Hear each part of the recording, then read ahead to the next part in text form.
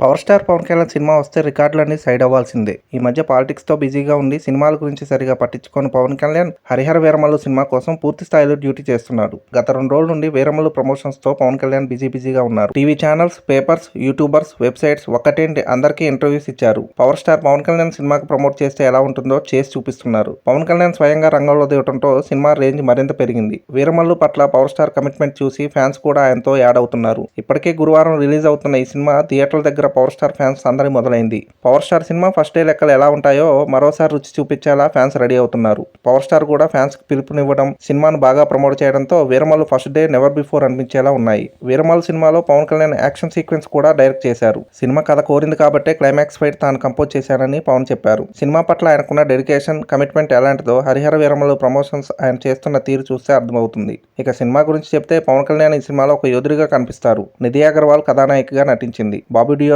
ఔరంగజేబ్ పాత్రలో కనిపిస్తారు. సినిమాకు మరో భాగం కూడా ఉంది. ప్రస్తుతం Harihara Veeramallu స్వాడ్ versus spirit first part లో చూపిస్తారు. అదండి సంగతి. ఇలాంటి ఇంట్రెస్టింగ్ విషయాలు మరెన్నో తెలుసుకోవడానికి మా ఛానల్ని సబ్స్క్రైబ్ చేసుకోండి.